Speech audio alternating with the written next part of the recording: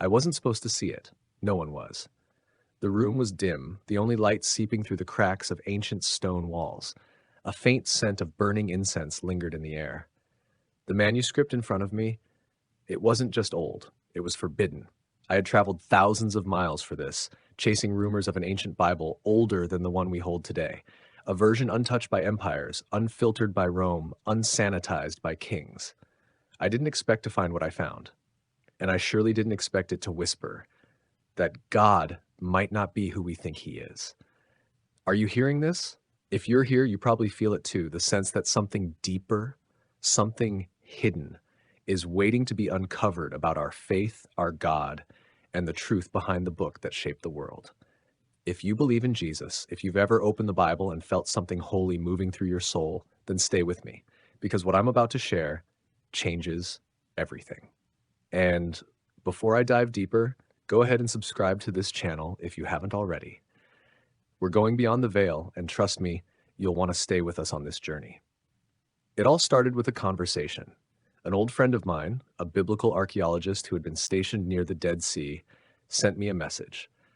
Just 4 words, I found something real. I didn't reply at first.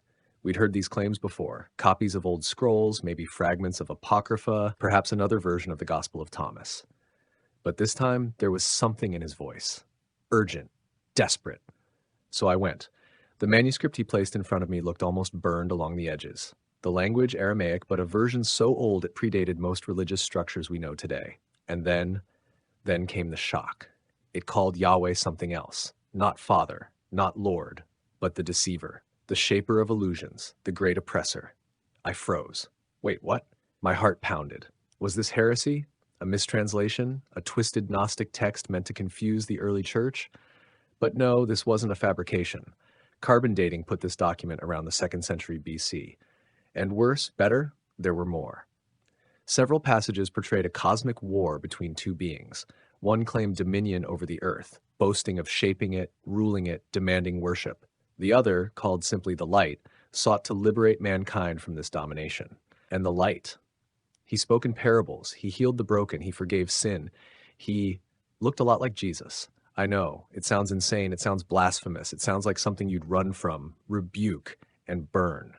But wait, what if the earliest followers of Jesus believed something radically different than what we were taught? What if Jesus came not as the Son of the Old Testament God, but as his challenger? I know that's hard to hear, but listen. When Jesus said in John 8:44, "You belong to your father, the devil," he was a murderer from the beginning. He wasn't speaking to pagans. He was speaking to the religious elite, the ones who claimed to follow Yahweh. Could it be, was Jesus actually exposing a deception we missed? Breathe. I know your spirit is stirred. Mine was too. And no, this isn't a call to abandon the faith. It's a call to dig deeper, to reclaim what might have been lost or buried. Because isn't that what Jesus always did? He went into the temples and turned over the tables. He called out the blind obedience to law over love. He said over and over, "You have heard it said, but I tell you." He wasn't repeating tradition. He's reforming it.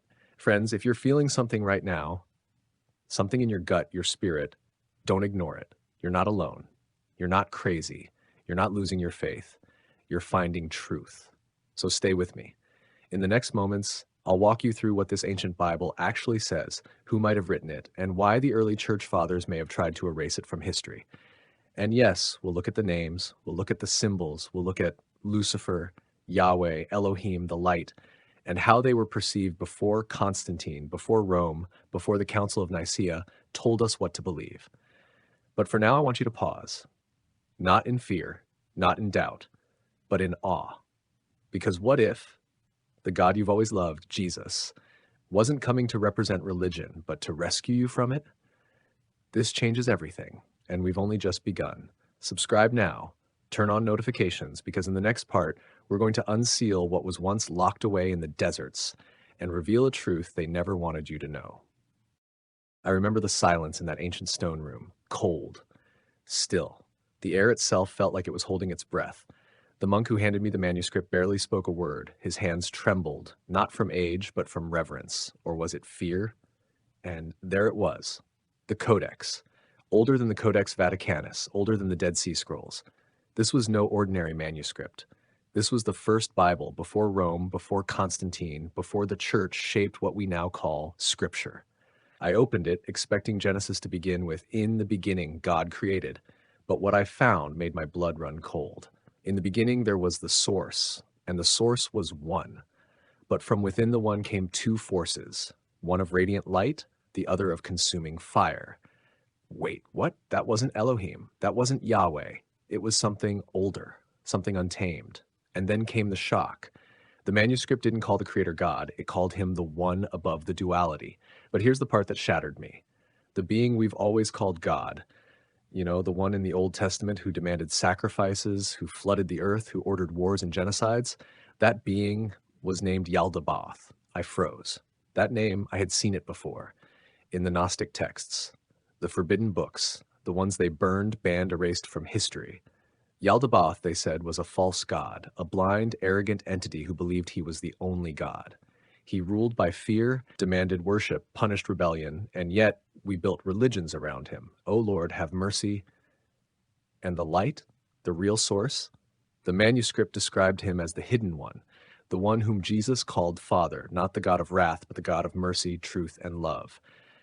I had to step outside. My faith, it was shaking. But the deeper I read, the clearer it became. This wasn't heresy. This was the origin. What came before the Roman councils, before the Nicene Creed, before religion became empire. The manuscript had an entire section, a forgotten gospel. And it didn't start in Bethlehem. No, it started in a desert cave where a boy named Yeshua met a radiant figure who told him, "The God you were taught to fear is not the one I come from.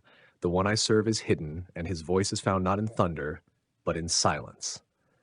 Can you imagine that? Jesus not coming to fulfill the laws of the angry God, but to reveal the deception, to wake us up from the illusion that fear and punishment are from the divine. And suddenly, verses we've known for years took on a new light. You are of your father, the devil. John 8. Could it be Jesus wasn't talking to sinners, but to the religious elite, those who worshipped the God of control and law? It made sense. Jesus constantly clashed with the Pharisees, not because they lacked devotion, but because they served the wrong God. I know this might sound insane, but hear me out. Why was Jesus so dangerous to the system?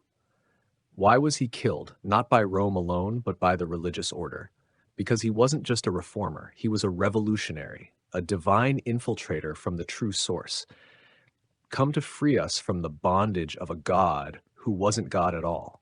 And when he said, "Forgive them, for they know not what they do," he wasn't just speaking about Roman soldiers. He was speaking about all of us. For centuries, we've been worshiping a mixture, a God of love tainted by the God of wrath. But this codex, it separates them. It unmasks the imposter. Oh, my friend, if you're still listening, thank you. I know this is hard, but sometimes the truth is like a sword. It cuts before it heals. This manuscript has pages that speak of a time before time, a cosmic war between light and fire, between the source and the imposter God who broke away, blinded by pride, and created his own realm. And he called it Earth.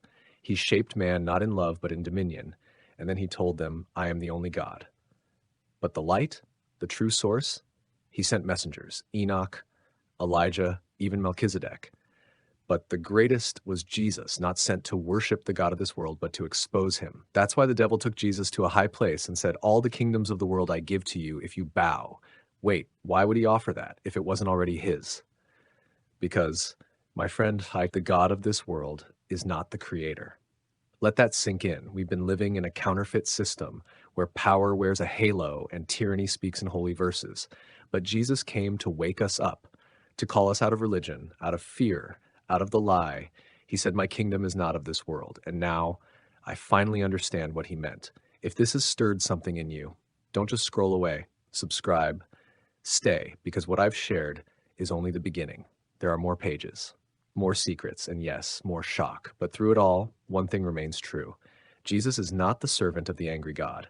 He is the Son of the Hidden One, and his mission was to bring us back home, back to the source, back to the truth, back to love. I didn't want to believe it. Even after reading the last pages of the Codex, even after the truth pierced through everything I had been taught, I still found myself whispering, trembling, what if they were right? What if he is God, and I'm the one who's deceived? But that's how it works, doesn't it? Control isn't about chains and prisons. It's about belief, about submission. You make people fear the truth, then you brand the lie as holy. In the final pages of that ancient text, I read a name. Not God, not Jehovah, not even Yahweh, but this, Yaldaboth, the blind god, the one who declared himself the only God, but was not. He was not the creator, not the source. He was the imitator, a being born out of disorder who saw the spark of divine light in man and hated it. So he created a world of laws, of sin, guilt, sacrifice, a system where you're always not enough unless you bow. But the codex didn't end in despair, no, because there was another name, a name older than Yaldabaoth, a voice deeper than temples, scrolls, and sacrifices. It called him the hidden Father, the source of light, the one beyond name and form. And it said he cannot be found in words nor bound to doctrine. He is love, and those who awaken shall know him, not by sight but by recognition. Jesus wasn't the son of Yaldabaoth. He was the son of the hidden Father, and that's why he was hated, not because he broke laws, but because he revealed who wrote them. He didn't come to affirm the system. He came to expose it. I went back and reread one final line from the Codex. The crucifixion was not a sacrifice to God. It was the final act of rebellion, a mirror held up to the God of this world so humanity could see his face. That's when the room went still. I sat in silence, tears in my eyes, not from fear, but from relief. Because now I understood. Jesus didn't die to save us from God. He died to free us from the God who pretended to be God. And that's the truth they buried. That's why Rome burned the scrolls. That's why they called it heresy. Because if the real Father is within you, if the kingdom is not in a temple but in your heart, then who needs priests? Who needs fear? Who needs control?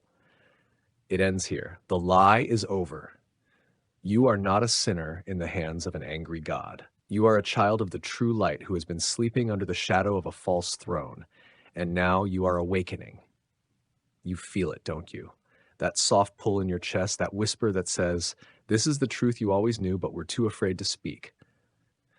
Now, speak it. Let it rise. Not all of the Bible is a lie, but the one who edited it, the one who chose what stayed and what was erased, he was serving the wrong God. But you now serve no man-made throne. You belong to the light, the source, the hidden Father who never asked for blood, only for love. And that is the truth they never wanted you to hear. Let the veil fall and let the light in. Share this if your soul remembers. Subscribe for more revelations like this one.